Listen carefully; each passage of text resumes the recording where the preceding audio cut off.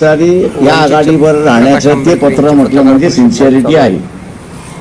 किंवा तुमचं जमत नसेल तर मी काँग्रेस बरोबर समझोता करायला तयार आहे. तुम्ही सांगतो कॅन्डिडेट कोण आहे?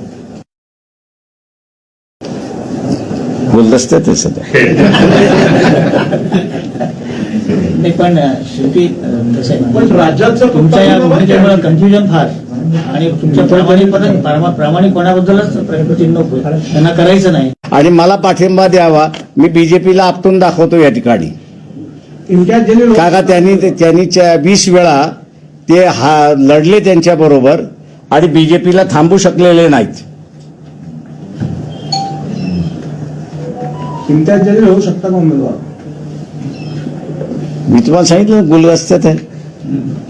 काही होऊ शकतं. गुलदस्त्यात आहे. गुलदस्ता बराच दिवस लांबच जातो. नाही अकोल्याबद्दल काय सांगाल? अकोल्यात तुमची स्थिती कशी आहे? तुम्ही कुठून उभे राहणार? ते मी अकोल्यातूनच. 2 ठिकाणी नाही, एकच. यावेळेला काय परिस्थिती आहे? उमेदवारही आता नेमका चेंज झालाय, त्याचे परिणाम काय? तुमचं काम काय सांगाल? मला पाडण्यासाठी 2-3 वेळा जे आहे ती काँग्रेसवाल्यांनी मुस्लिम उमेदवार दिला आणि त्याच्यामुळे आमच्याकडचा जो असणारा लहान ओबीसी जो आहे तो विचकवण्याचा प्रयत्न त्या ठिकाणी केला. यावेळेस मुसलमानांनीच काँग्रेसवाल्यांनी सांगितलं तुम्ही मुस्लिम तर देऊन तर बघा, नाही तुमचा मर्डर केला तर आम्ही सांगू बघा.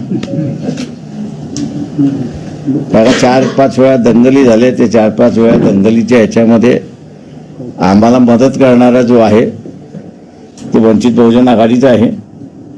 आणि यावेळेस तुम्ही पाडापाडीचं राजकारण जरी करायला निघालात तरी आम्ही तुमच्या बरोबर नाही.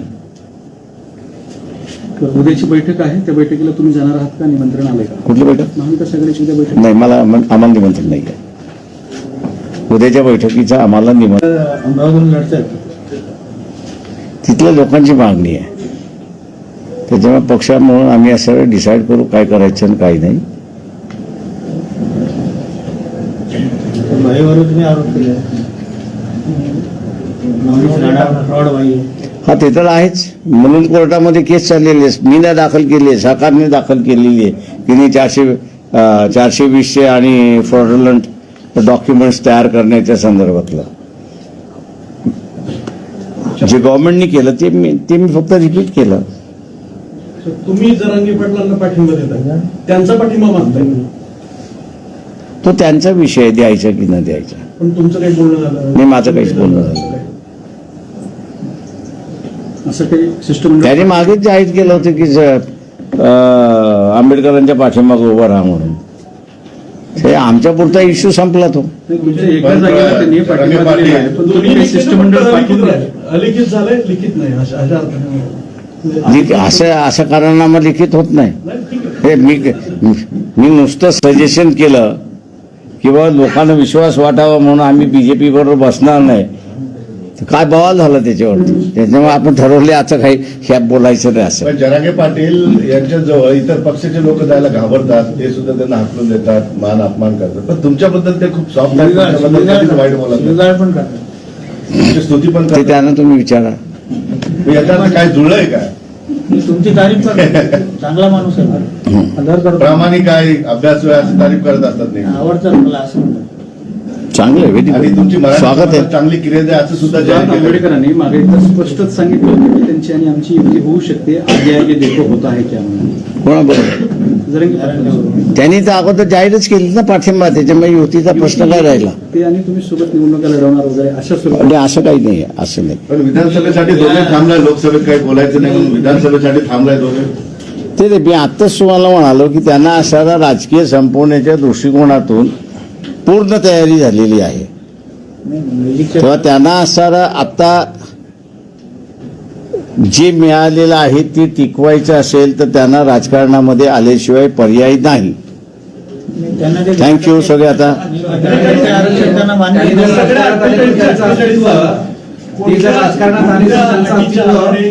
तुम्ही सगळ्या जागा ओपन आहे असं म्हणतात, तर हे कुठल्या लेवलला गेल्यानंतर सगळ्या ओपन ते माझं म्हणणं असं आहे, माझं म्हणणं असं आहे, ते माझं म्हणणं असं आहे की राहुल गांधींची सभा 17 तारखेला आहे मुंबईला निमंत्रण आहे. आणि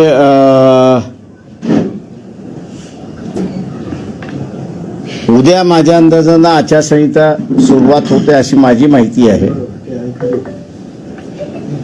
आणि त्याच्याच बरोबर मला असं दिसतंय की पोलिंग डेट्स या सुद्धा जाहीर होतात आहेत. जे नॉमिनेशनची तारीख, पोलिंग डेट, काउंटिंग डेट याही जाहीर होतात आहेत. तेव्हा इलेक्शन कमिशननी डेडलाईन तुम्हाला सांगितलेली आहे की कुठपर्यंत आम्ही थांबू शकतो. लास्ट डे ऑफ नॉमिनेशन पर्यंत आम्ही थांबू शकतो.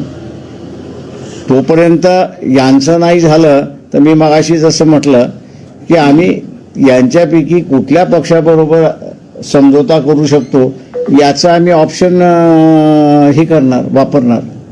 शिवसेनेबरोबरचं ऑप्शन कुठपर्यंत आहे? म्हणजे उभा ठरत ते मी म्हटलं ना, यांचं जर जमलं नाही तर मग या तिन्ही पक्ष आम्हाला ओपन आहेत ना. जे कोणी आमच्यावर बसतील त्यांच्याबरोबर आम्ही बसू. शिवसेनेबरोबर बसत होता ना तुम्ही? हो, पण आता ते ह्या आघाडीमध्ये आहेत. तेव्हा या आघाडीमध्ये काय स्टँड आणि काय नाही त्याच्यावरती अवलंबून राहणार आहे असं मी त्या ठिकाणी मानतो. पण मुंबईचं तर सूत्र ठरलंय ना तुमचं, मुंबईचं. आणि इतर ठिकाणी विधान ते मुंबईतलं कुठलंही सूत्र ठरलेलं नाही. 80 जागा वगैरे सोडाल काय? कुठलेही सूत्र ठरलेलं नाही. संजय आणि त्याच्यामुळे असणारं हे जे तुमचा वापर करून जे पब्लिकला गुमराह करण्याचा भाग चाललेला आहे त्याला मला वाटतं तुम्ही असणारा फॅक्ट्स चेक करून त्या लोकांसमोर मांडलेले अधिक बऱ्या राहतील असं मी त्या ठिकाणी मानतो. आपण काही वेळापासून सांगताय की मनोज जरांगे यांनी आपल्याला पाठिंबा दिला.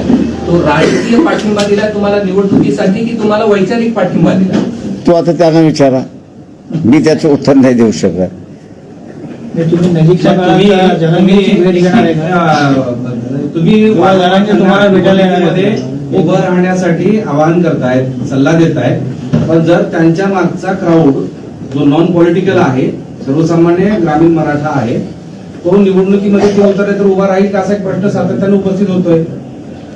ते त्याच क्राऊडची मागणी आहे की त्यांनी उभं राहिलं पाहिजे.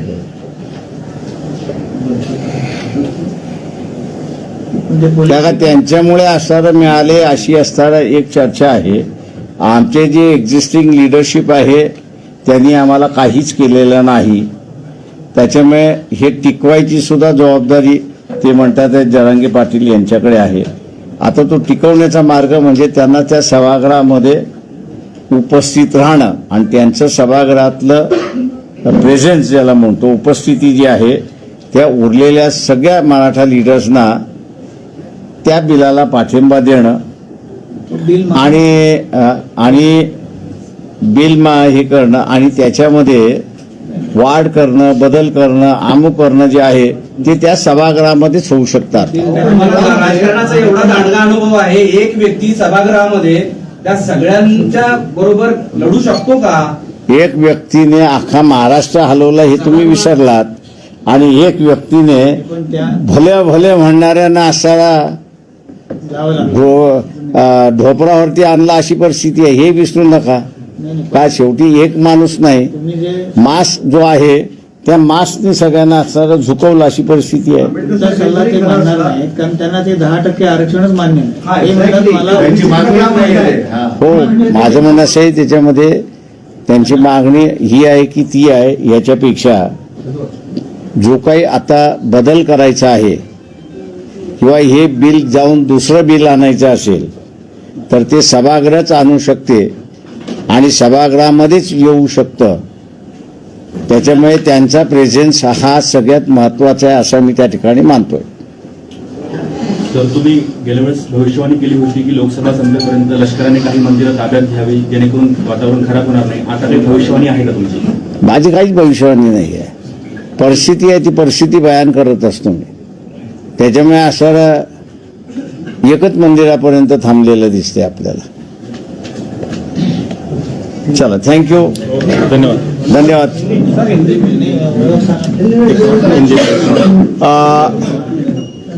डॉक्टर धैर्यवान फुंडकर पक्षाचे असणारे उपाध्यक्ष की जे सगळे महाविकास आघाडी बरोबर बोलत असतात.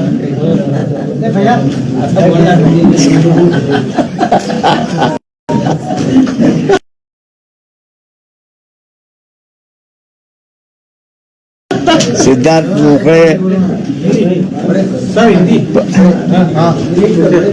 आणि आमचे असणारे शहराचे जे आहेत जिल्ह्याचे जे आहेत प्रभाकर बखले, योगेश पण तुमच्या पाठीमागे आहेत. सय्यद मराठवाड्याचे आहेत, सय्यद जफर. हिंदी बाईट पाहिजे ना? हाँ, महाराष्ट्र की राजनीति में काफी बड़ा बदलाव आ चुका है. नैतिकता जो है पूरी तरह से खत्म हो चुकी है. नेताओं की अश्लील तस्वीरें, फिल्म्स, पार्टी के पास जो जानकारी मिली है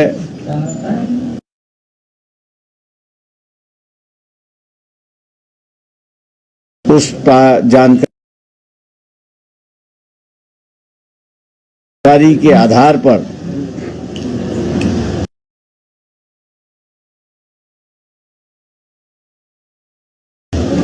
जरांगे पाटिल इनका जो आंदोलन है वो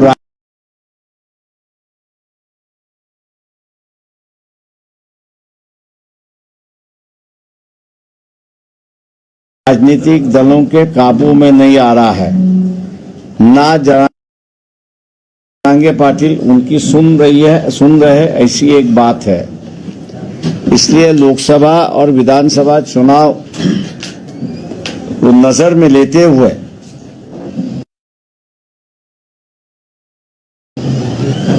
उनकी बदनामी करने की कोशिश की जा रही है.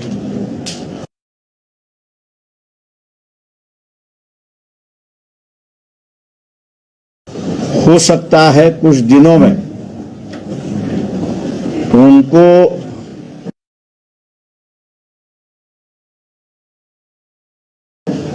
ऐसी पोजीशन में दिखाया जाए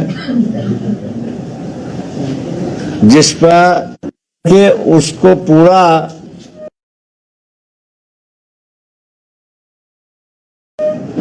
लोगों में उसकी छवि जो है, उसकी इमेज जो है, उसको तहस नहस कर दे.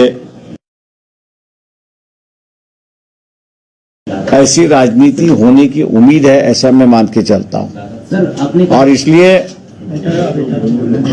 और इसलिए आम जनता से मैं अपील करता हूं कि ऐसी कोई सोशल मीडिया पे रील आती है, यूट्यूब पे उसको एक दूसरे को इकट्ठा कर बनाई हुई वो है, फिल्म है, और इसलिए उस पर किसी प्रकार के विश्वास न रखते हुए ये एक राजनीतिक नेताओं का हथखंड है, इसको मानते हुए लोगों ने नजरअंदाज करना चाहिए. ऐसा मैं अपील आम जनता से कर रहा हूं. सर, आपने ऐसे भी कहा कि महाविकास आघाड़ी सीट बंटवारे को लेकर टूट सकती है. मैंने कहा टूट नहीं सकती है. मैंने यही कहा कि भैया 10 सीटें कांग्रेस और शिवसेना, इसमें तालमेल नहीं है. दोनों भी मांग रहे हैं और दोनों भी एक सीट छोड़ने के लिए तैयार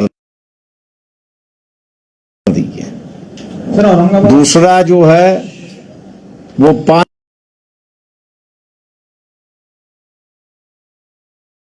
सीटें ऐसी है कि जो कांग्रेस भी मांग रही है, एनसीपी में मांग रही है और शिवसेना भी मांग रही है, उद्धव ठाकरे.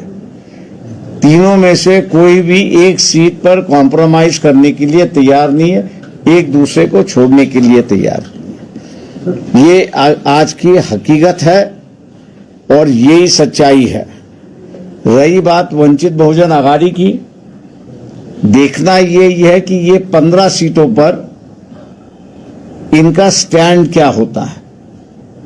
का कैंडिडेट वहां पर होगा, ऐसी अगर इनकी पॉलिसी होती है और बाकी के जो सीटों पर एडजस्टमेंट होता है या नहीं होता है वो भी देखना है। इनका जब तक फैसला नहीं होता तब तक हम किसी से भी बात नहीं कर सकते, ऐसी परिस्थिति है। इसको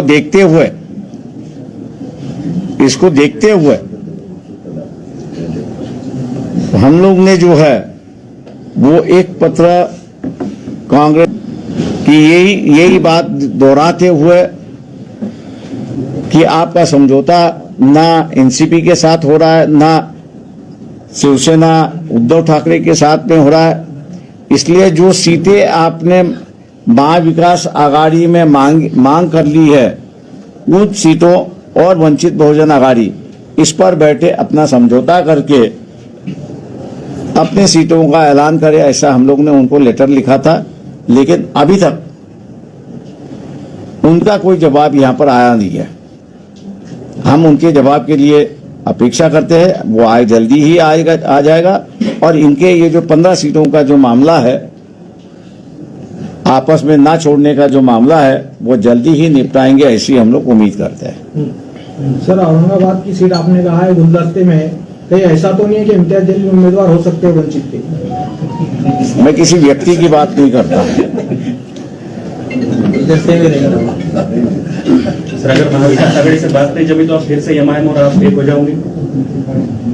वो हमारी कमेटी जो है वो डिसाइड करेगी आगे की रणनीति क्या होगी। आपने कहा सीट नहीं छोड़ेंगे औरंगाबाद, इसलिए पूछा। तो औरंगाबाद की सीट तो हम छोड़ने का सवाल ही नहीं है। पकड़ने की भी बात नहीं कर रहे, छोड़ने की बात नहीं कर रहा हूँ। आपने जीत के